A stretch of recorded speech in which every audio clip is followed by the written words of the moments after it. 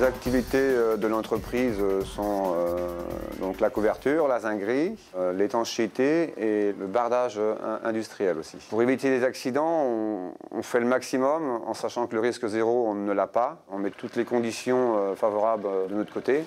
Alors les équipements nécessaires, ce qu'on appelle les EPI, donc déjà des chaussures de sécurité, un harnais de sécurité, une corde de survie.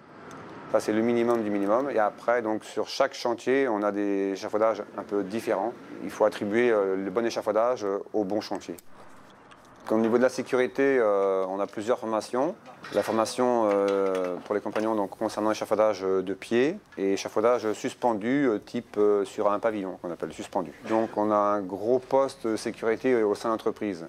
Tout ce qui est échafaudage et tout, on a les derniers cris qui sont actuellement sur le marché, quoi. Donc concernant la sécurité, je pense qu'il ne faut pas se relâcher et il y a encore à faire parce qu'aujourd'hui la sécurité évolue aussi, le matériel évolue.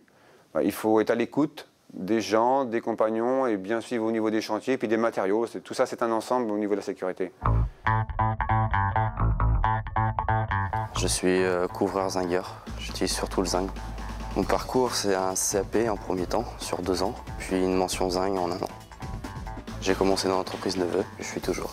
Donc la profileuse, elle nous sert à façonner les bacs bardage ou pour le tout en zinc. La guillotine, à couper pour le façonnage. Plieuse pour plier le zinc. La machine la plus dangereuse est la plieuse. Si on ne fait pas attention, on pourrait coincer nos doigts dedans. Les règles de sécurité dans l'atelier sont de porter les chaussures et les machines sont équipées après.